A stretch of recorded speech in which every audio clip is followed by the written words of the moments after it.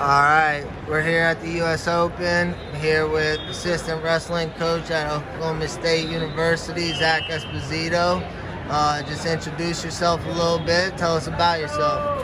What's going on? I'm Zack Esposito, currently associate head coach at Oklahoma State, originally from New Jersey. I've been in Oklahoma for the past 20 years. Wrestled at Oklahoma State, was a national champ for them. Was on 4 national championship teams for Oklahoma State, all 4 years that I wrestled. Trained for the Olympics. Career kind of ended short just because of some injuries and other things, but moved on from there and got into coaching and found my real passion and really probably my more of a purpose than even as a wrestler in coaching. So here I am today and at the U.S. Open with Sammy Sasso before he's about to wrestle. Nice. Before we get into the coaching, let's talk a little bit about your days at Blair. All right. And what that was like. You guys had a killer team, so yeah, talk to me about that a little bit. You know, the room at Blair was insane. So when I got there, we had guys like Steve Mocco, who was my roommate, a guy named Corey Cooperman, who was a multiple-time All-American, Mark Perry, who was a 2-time national champ, Kurt Backus, who was a NCAA finalist. So when you popped in a room, you were kind of, it was a healthy competition between each other. We were always trying to outdo each other, outwork each other, outskill each other. So it was a real motivating time. And I really believe it kind of spark plugged that Blair program. They were good before we got there too, but it really kind of spark plugged that run that they've been having, really since the early 2000s. So it was a great time, real valuable. I learned a lot of things, because at Blair you live there, you're a boarding, so there wasn't much to do other than go to school and wrestle, and learn how to time manage myself, learn how to just take a lot of responsibilities on for myself, and it made me into a person I am today. Good deal. All right, jumping ahead to your time at Stillwater as an athlete, talk to us about that. You guys had one hell of a team out there. Yeah, I mean, I was very lucky. My college career was filled with teams that were really good. 2003, we won a national title. 2004, we won a national title. 2005, we won a national title, and we had 5 champs out of the 10 weight classes. One in which was my high school roommate in Steve Mocco. Along with that was Johnny Hendricks, who went on to be a UFC champion. Chris Pendleton, who's the head coach at Oregon State right now, and a guy named Jake Rolsholt, who was a 3-time national champ. And then on the backside, we had 2 All-Americans and a guy named Daniel Fishcorn, who took 4th as a freshman, and another guy named Coleman Scott, who went on to be an Olympic bronze medalist and head coach at North Carolina. Senior year, 2006, won a national title as a team. And looking back at my career, I had a lot of individual success. Wrestled in the finals twice, taking home some hardware from there. But what was most valuable was the relationships of the team that we had. It was great that we won. It was great that, we made our coaches' lives a lot easier by winning. But, the every day in the room, the every day outside the room of hanging out with each other, and really, when I say healthy competition, it really is something, a healthy competition on your team. That type of culture that is trying to outdo each other, but in a sense where it builds everyone up. And that's what we had. We had something that was beyond our coaching staff, beyond even the program. It was a connection between all of us that, we had each other's back. And when you have that, you can't fail.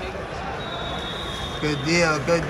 Yeah, let's talk about some of the differences being an athlete. You got control over what you can do, and now as a coach, trying to make guys understand what it takes to win at this level. Yeah, it's when you're an athlete, one, you've got help. You have help from your coaches. I could go to my coaches when I needed a lift me up. I needed coaches to help me do something. and things were in your control. I could step out on the mat and know how I'm going to perform because I could control my own emotions and I can control what I do. As a coach, it's like being a parent. You know, you're raising them, and then they go out into the world and they got to make their own decisions. Same thing, you know, as a coach, you do the preparation, you do the things to help them achieve their goals, and in the end, you shake their hand, they walk out to the center of the mat, and then it's up to them, and it's their goal, and it's their dreams.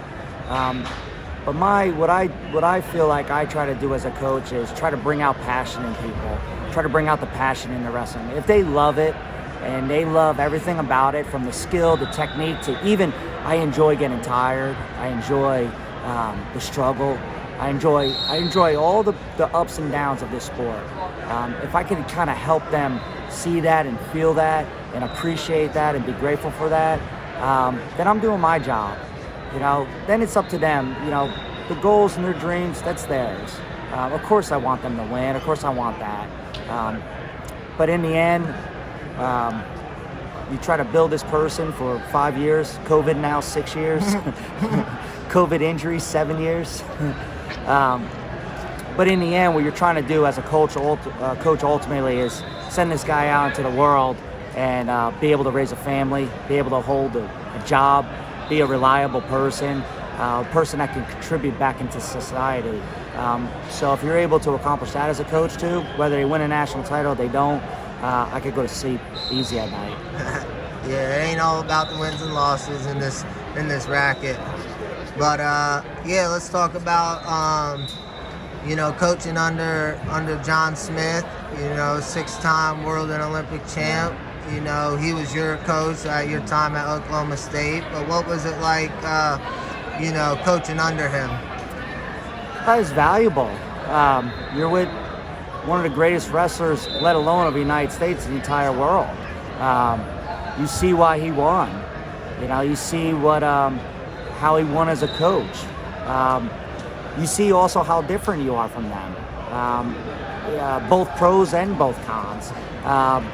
You know, for me, it was very valuable. He's not a micromanager like some coaches are. He gives us as a staff a lot of freedom to do things, and I like that about him. You know, he's a shoot from the hip kind of guy. I mean, he's the greatest technician in the world. And if you're a person that loves technique, you know, that was a thing that was motivating every day. I was going to learn something new every day. As a coach, you know, it's real. Like when you get into coaching, it's a real thing, especially when you're at Oklahoma State.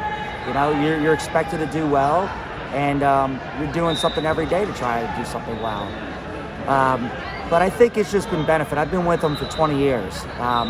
It's beyond a coach.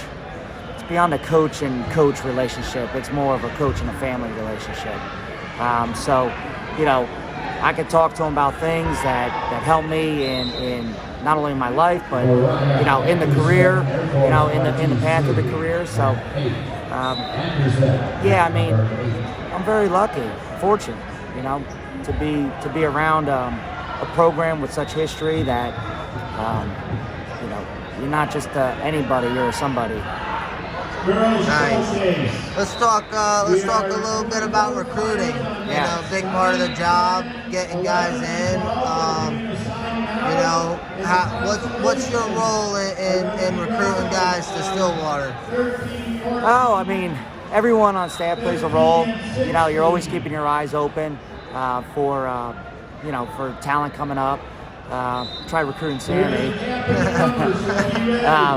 They didn't do good enough. But your role in recruiting is you're trying to find a guy that best fits your program. Obviously, you want a guy that's good enough to do well, to perform well for the program, so the program can do well. But you're also looking for a guy that will fit into the culture. And that culture is loyalty. You know, something I respect out of Sammy and some other athletes at other schools is the loyalty to their coach, loyalty to their team. You're looking for that, especially in today's day and age with the transfer portal, with a lot of other things that are going on. You know, you look for a guy that's going to be there. You know, sometimes when I'm recruiting, I look for a guy that's not going to be there for 5 years, but for 15 years. You know, especially guys that are looking to train for the Olympics and stuff. So when I'm looking at guys also, I'm looking, does this guy fit in that he can, not only we can help him, but he can contribute back to Oklahoma State as a wrestler, not by just scoring points, but just lifting other guys up on the team. So that's what I'm looking for a lot. We stay a lot in state. Oklahoma has a rich tradition, but then you're really also trying to pull guys out of the East Coast. New Jersey, Pennsylvania, Ohio, those type of areas too. So recruiting's tough. You deal with a lot more parents today.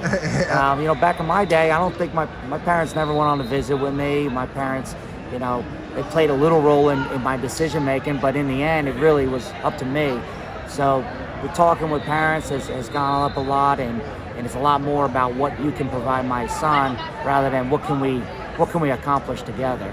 And that's what you're trying to look for as a parent and a kid that's going, what can we accomplish something together? All right. Lastly, we'll talk a little bit about, getting donors and the fan base at Oklahoma State.